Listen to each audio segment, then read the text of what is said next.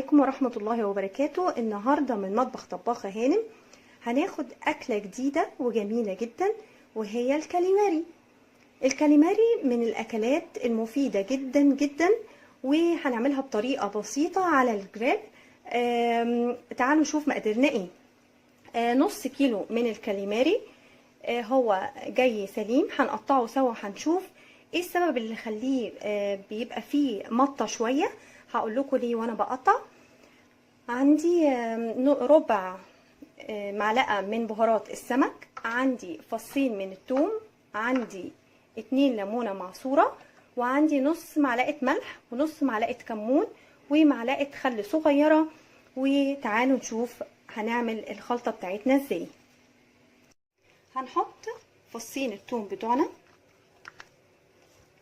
وهنحط ربع معلقة بهارات السمك، نفس تتبيلة الجمبري اللي احنا قلناها، بس في الفيديو ده لازم نشوف ازاي بنقطع الكاليماري سلايسز كده، وايه سبب ان هو بيبقى بيموت. هنحط الاتنين عصير الليمونة بتاعتنا، هنحط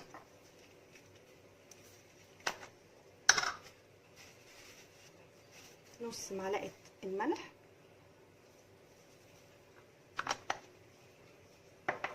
هنحط نص معلقة الكمون،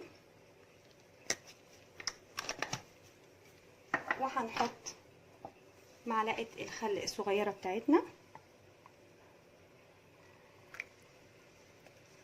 ونقلب الخلطة بتاعتنا.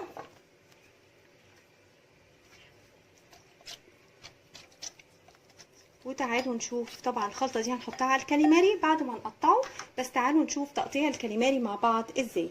تعالوا نشوف هنقطع الكاليماري ازاي. بصوا، احنا عندنا الكاليماري بيبقى القمع كامل كده. هنيجي نقطعه من الجناب بالطريقة دي عشان يبقى سهل. اهو من الجنب التاني، وبعد كده هنقطعه سلايسز بالتساوي. بس قبل ما نقطعه عايزه اوريكم القشره. طبعا انا عشان كنت منضفاه بس سبت القشره دي الخفيفه دي، لازم تتشال. هي دي بتسبب المطه بتاعتنا. انا شايلاها هنا بس ما شلتهاش من هنا عشان اوريها لكم. بصوا بصوا، القشره دي لازم تتشال كده في الاول، وفي ناس كتير مش بتشيلها او مش بتعرف ان هي سبب المطه الجامده في الصبيط. لازم نشيلها كده مع بعض. اهو شايفينها عامله ازاي، بتتشال كلها. وبعد كده ببدا اقطع الصبيط بتاعي. بعد كده ببدا اقطع الكاليماري بتاعي بعد ما اشيل القشره اللي احنا شايفينها اهي. دي لازم تتشال عشان ما تعملش مطه في الكاليماري واحنا بناكله. خلاص، هنيجي دلوقتي نقطع الكاليماري كده بالطريقه دي بعد ما شلنا القشره وفتحناه من الجناب. اهو سلايسز رفيعه قوي عشان احنا هنسويه على الجريل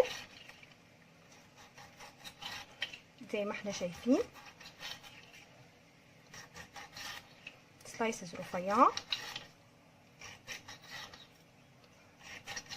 اهو. بصوا القشره، في قشره بواقي بنبدا نشيلها عشان ما تمطش معانا بعد التسويه. نكمل تقطيع.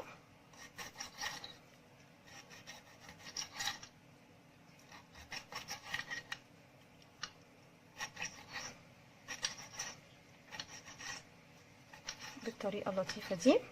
نشوف التانية هنعمل فيها ايه. اهو هنفتح من الجنب بالطريقه دي اهو لحد الاخر. هنيجي من الجنب التاني هنفتح برضو بنفس الشكل ده. تمام، ونبدأ نحطها ونقطعها سلايسز برضو زي التانية.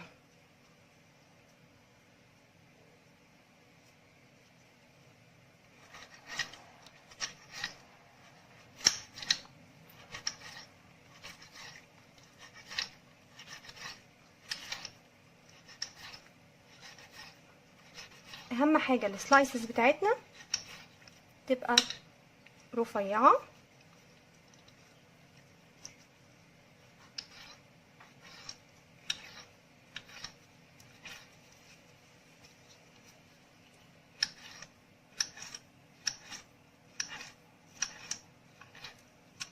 بعد ما خلصنا تقطيع، طبعا الكاليماري قبل ما اعمل فيه اي حاجه بغسله بملح وخل كويس جدا جدا.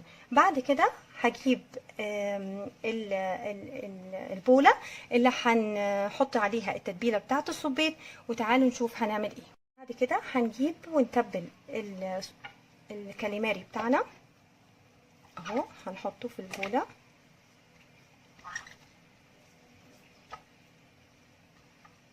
ونحط عليه التتبيله اللي احنا عملناها ونتبله كده ونسيبه 10 دقايق ربع ساعه، وبعد كده نحطه على الجريل ونسويه. طبعا تسويه الكاليماري بتبقى محتاجه طبعا معانا فلفل الوان احمر واصفر واخضر وبصل متقطع شرايح، واحنا هنسويه وبعد كده نحط عليه فلفل الوان والبصل وهيبقى طعمه جميل جدا. تعالوا معايا مع بعض نسويه ونشوف هيبقى شكله ازاي.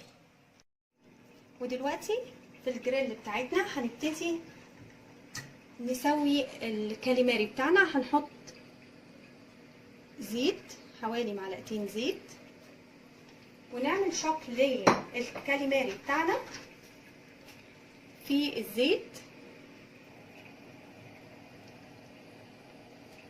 طبعا هنستنى لحد ما يسخن شويه، وهنحط الكاليماري بتاعنا اهو من الصوص ده على طول، هنقلبه شوحه كده.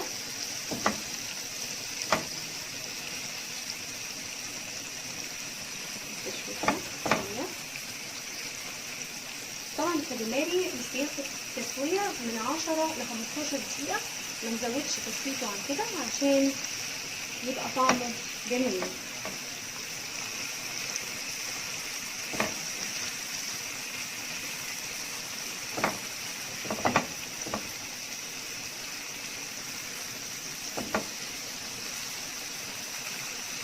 هنسيبه شويه 5 دقايق كده، وبعد كده هنحط له البصل والفلفل الالوان.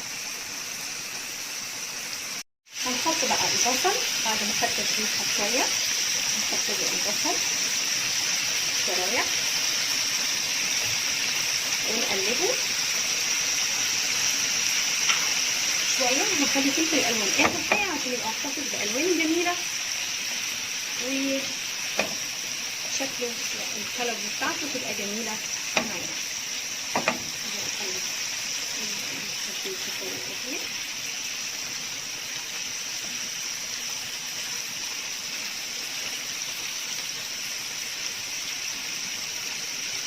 الفلفل الاحمر والاصفر والاخضر، وهنقلب الكاليماري بالطريقه الجميله دي. وبعد ما قلبناه هنسيبه 5 دقايق كمان على النار، وهنغرفه ونوريكم شكله النهائي ايه النهائي. وبعد ما قلبنا الكاليماري في الفلفل الالوان وبقى شكله جميل، هنسيبه 5 دقايق على النار لحد ما نسمع صوت الطقطقه دي. انا عايزاكم تسمعوا معايا.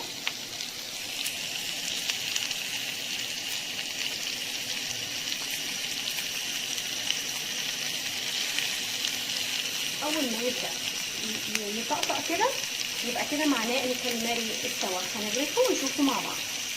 وده الشكل النهائي لطبق الصبيط بتاعنا. طبعا ريحته وطعمه يجنن، اتمنى تجربوه.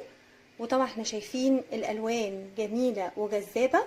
احنا دايما بنحب الطبق يبقى فيه الوان كتيره عشان يفتح النفس. اتمنى يكون الفيديو عجبكم. ودي ابسط طريقه لعمل الكاليماري بطريقه سهله وبسيطه. لو عجبكم الفيديو اعملوا لايك وشير وسبسكرايب، واستناكم فيديو تاني واكله حلوه واحلى من كده كمان مع مطبخ طباخة هانم، والسلام عليكم ورحمة الله وبركاته.